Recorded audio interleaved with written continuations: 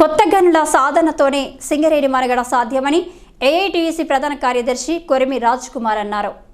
నూతన గనుల సాధన కోసం ఏఐటీయూసీ కృషి చేస్తున్నట్లు చెప్పారు. మంగళవారం జీడీకే1 సిహెచ్పిలో జరిగిన గేట్ మీటింగుకు రాజ్ కుమార్ ముఖ్య అతిథిగా హాజరై మాట్లాడారు.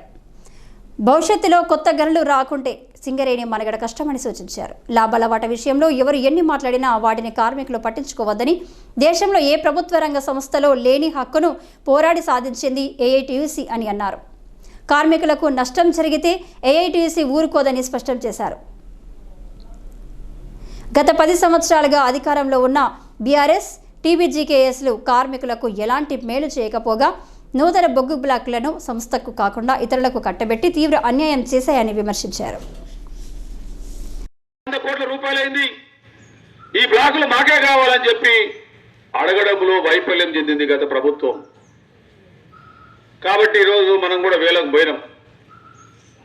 వేలం పోతే ఎంత మభ్యపెట్టిందంటే 2022లో ఏప్రిల్ మాసంలో బహుశా 3 రోజులు సమ్మె చేసాం. మేనేజ్మెంటే చెప్పించింది. మేమందరం హైదరాబాద్లో ఉన్నాం. 5 జాతీయ కార్మిక సంఘాలు, ఒక టీబీజీ కేసు డ్రామాలు ఆడిన ఏంటంటే ఆ 3 రోజుల సమ్మెలో చేసింది ఏంటంటే మనకు బొగ్గు బ్లాకులు రాలేదు.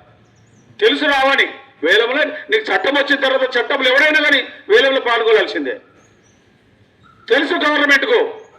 కానీ 2 బ్లాకులు కోయగూడెం 3 సత్తుపల్లి ఈ 2 బ్లాకులు వాళ్ళలోకి వచ్చే విధంగా ప్రయత్నం చేసుకున్నారు.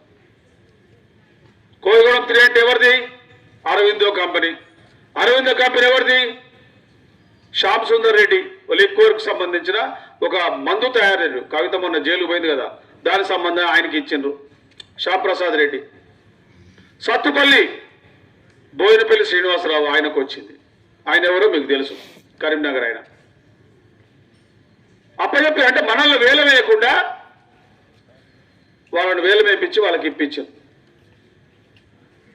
అంటే మన నోటిగాడి బుక్క ఈరోజు మన ఎక్స్పాన్షన్ మన బొగ్గు బ్లాకులను పరోక్షంగా మందికి అప్పచెప్పే కార్యక్రమం గత ప్రభుత్వం చేసింది.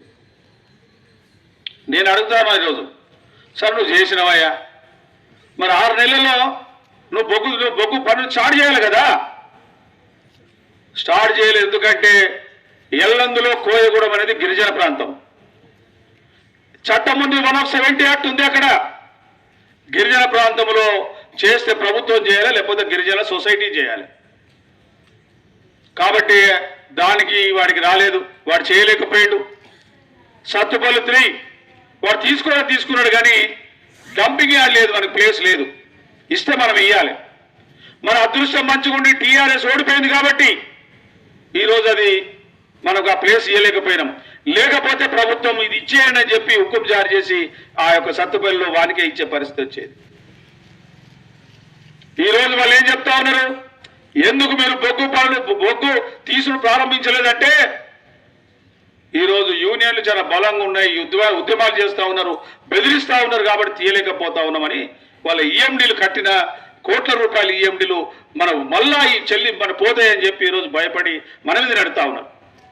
ఏదైనా 2 మనకు కావాల్సిందే. మనం కూడా చట్ట పరిధిలో పోతా ఉన్నాం. అదే కాదు ఈరోజు KK6 ఉందిడా. ఈ సమావేశంలో ఏఐటీయూసీ నాయకులు మడ్డి ఎల్లాగౌడ్, కవ్వంపల్లి స్వామి, అరెల్లి పోషం, రంగు శ్రీనివాస్, ఎస్ వెంకటరెడ్డి, బండి మల్లేష్, దొంత సాయన్న, మానాల శ్రీనివాస్, కారంపొడి వెంకన్న, బులుసు రవి, నాగేంద్ర కుమార్, బుడిమే సమ్మయ్య, జానిమియా తదితరులు పాల్గొన్నారు.